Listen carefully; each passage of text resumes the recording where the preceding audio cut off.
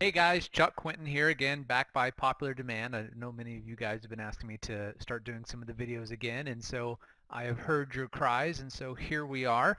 And I've done a couple videos, and one of them that has just come out is throwing the club head video, and it came after the video that I did on the physics of the golf swing and how your body should always be trying to abide by the laws of physics. And that seems pretty commonsensical, right? We don't want to try and go against Newton. Nobody's been able to outsmart him yet.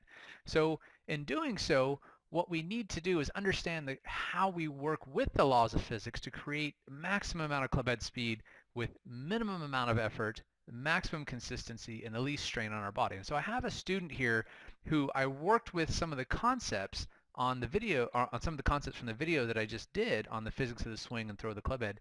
And I want to show you the difference in a real world application of what it really looks like. So he's a lefty here, obviously, and a really, really fine player, young player who's trying to start thinking about going out and playing at a professional level. And so he's been flying out to Florida from California for lessons.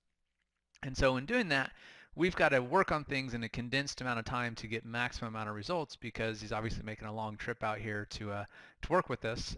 And so what I wanted to do in this last one is get him to start approaching the ball from the inside. And so I'm going to walk you through kind of what's going on here. On the right hand side is his before swing. So as I walk through this video, you're going to see just a tiny bit where, as he's approaching right at the last second, we'll go through just frame by frame here. Oh, it jumped a frame on me.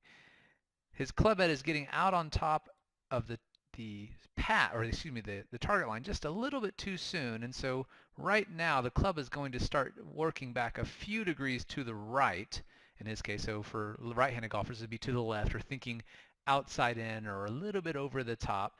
And so what's happening is the club's working really hard right. You'll see that the butt of the club, or the handle, has disappeared really early as chest is opening to the target.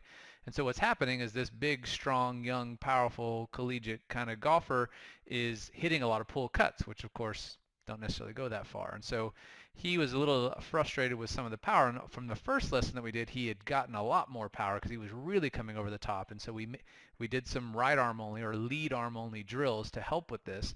But you'll notice that the club is still working a little bit, or actually a fair bit, to the right. And so what we need to start looking at is not so much the club. We don't fix the golf swing and rotary swing by fixing the club. We fix what the body's doing, and then the club goes where we want it to, which of course is the only way to do it. So you'll notice that right before impact, look at the position of his shoulders. His shoulders are very open, and notice how his left arm here, his trailing arm, is really bent.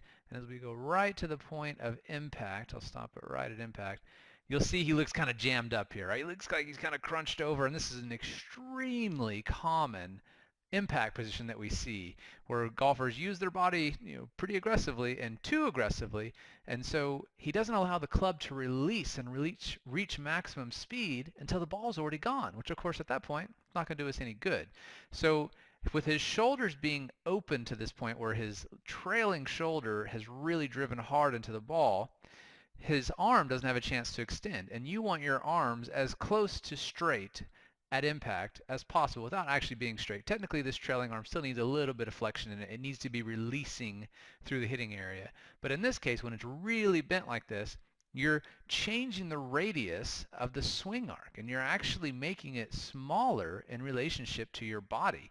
So he's actually costing himself not only distance because he's swinging a little bit out to in, and so of course he has to hold the face open or he's going to hit a big pull, but he's also costing himself club head speed because he's, again, working against the laws of physics, and by his arms not being fully released and fully straightened out, changing the radius of the swing costs you club head speed. Well, that all sounds well and good, Chuck, but how much speed are we really talking about here? Well, that's a great question. The reality is, for every half inch that you increase the radius of your swing, you pick up about 2 miles an hour of club head speed. Now think about that for a second. Think about every club in your bag. When you go from a 6-iron to a 5-iron, the only thing that you're changing the loft, but the club head speed changes as well. Do you just swing harder with a 5-iron? No, of course. Well, some of you might, of course, right? We get those longer clubs, we want to wail on them a little bit.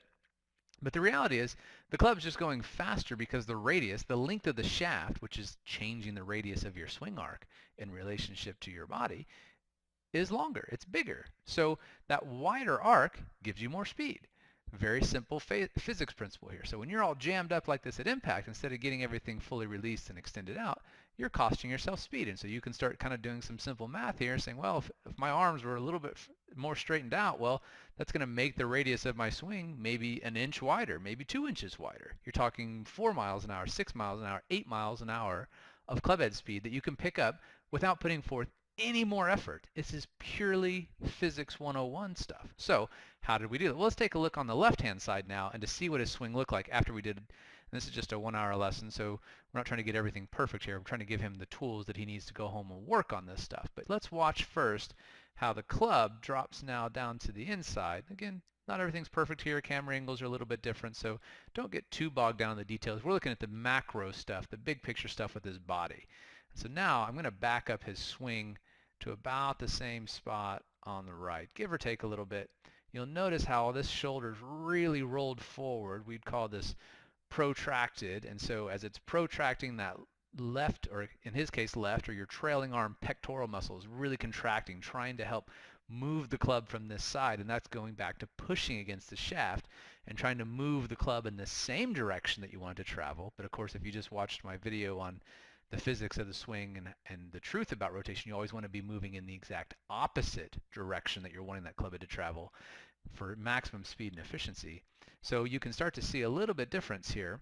And now as we get into the hitting area, not only is the club still approaching the ball from the inside, and maybe just a hair too much from the inside, but this is a little bit of an overcorrection compared to being way outside, 3, 4, 5 degrees, which I know doesn't sound like a lot until you're playing at a high level, and then when you're hitting the ball over, you're coming over at 5 degrees every time, it's going to cost you a ton. So we're going to move this guy right to the end just before impact on both of them. And so now you can see just before impact, he's still got the club head traveling from the inside, which is going to allow you to fully release the club head, because if you're coming over the top and you release the club head, you're yanking that ball a mile offline. You're going to pull it.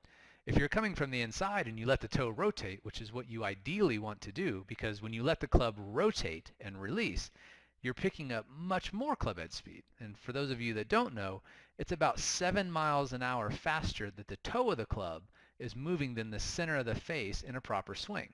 Now, if you're swinging way over the top, that club face is not going to naturally want to rotate, and nor should it, because you're going to pull it off the planet if you do that. So you're literally, not by having to put forth any more effort, by swinging correctly, you can pick up 6, 7 miles an hour clubhead speed just by changing the angle that you approach the ball that will then allow you to release the club. You notice I'm using allow and let these things happen. These are all good natural things that happen in the swing when you swing efficiently and correctly. So now let's go back to his body positions here a little bit.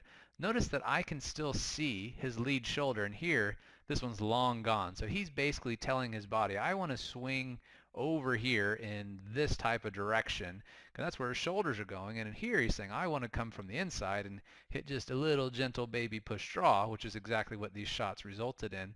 But also notice as we go one more frame right into the point that matters the most, and we actually strike the ball. That's the only time the ball really cares about what's going on. Notice how much more width and extension he's got in his swing. His hands are a little bit further from his body. Now keep in mind, at the end of the day, what's really accelerating the club, when it all comes down to it, is your arms. Now, your arms are getting accelerated by your legs and your trunk and so on and so forth. But your arms, which are then pivoting from your shoulders and being swung by your upper torso, is really what's creating the radius or the width in the swing. And so you want the space from this club head to the center of your chest to be as big as humanly possible within reason. Right? There's a point where you start losing wrist angle if you kind of swing like Mo Norman or something like that. That's why you didn't hit the ball very far. But if you combine leverage with this width and radius in your swing, then you've got the maximum bang for the buck. So again, notice here, really jammed up, very narrow arc, hands are close to his thigh, elbows close to his thigh. Here we've got spacing. We've not only been able to get the club to approach the ball from the inside for maximum speed, but we've also got his body stacked in a much better position, much healthier for his spine. He's not putting nearly as much rotational force on his spine here as he is here. And then this is when it really gets fun. This is the fun stuff. When you approach the ball from the inside, I want you to release the snot out of that club face so that we can get maximum speed, and the release is where all the big payoff is. So now look at how well he's been able to release that toe of the club. This is a good thing in the swing. You want to let that toe turn over. You want to fully release the club. And so that is where you get a tremendous boost in club head speed at the bottom. Now notice that the handle of the club, several frames into the follow through and into the release point, is still over here outside of his thigh. Now if we walk this swing over here, notice the club face is still a little bit open, and then he's trying to flip it over at the last second. It's a little too late there still. And his handle's moved way over here, so his body's still moving a lot. Notice how his lower body, his heels come off the ground. He's added a lot of rotation, way more force on his body that's completely unnecessary because it's actually moving the club slower than basically letting your body slam on the brakes and fully release the club. The club is the only thing at the end of the day that has to move really fast, and to get it to move really fast at the bottom, you need to slow down in order to allow that club to speed up. Think of it like snapping a towel when you popped your buddy in the locker room. Your hand, when you snap that towel, actually stops and actually goes backwards to really get the towel to snap. A little bit of an oversimplification of the golf swing, but the analogies are still sharing some similarities. So this is the type of release that you want to see when the club and arms are fully extended, fully released, toes fully released. You can hit a nice controlled baby draw here. And this is going to be a hold on kind of cut shot, please don't pull it off the planet swing over here. You can see the ball's already starting and working its way much more to the right than the other one. So long story short, when you understand the physics of throwing the club head at the ball, like I explained in our throw the club head video, then you'll start to understand how putting physics at work and not driving and dominating your swing from the trailing side will give you all the power you need with a fraction of the effort that you're currently putting into your swing. So I highly recommend you look at this most recent video that I did on throw the club head and look at the one on the physics of the swing and the truth about rotation, and start to understand how much more efficient your swing can really be and take a tremendous amount of stress and strain off your body in the process.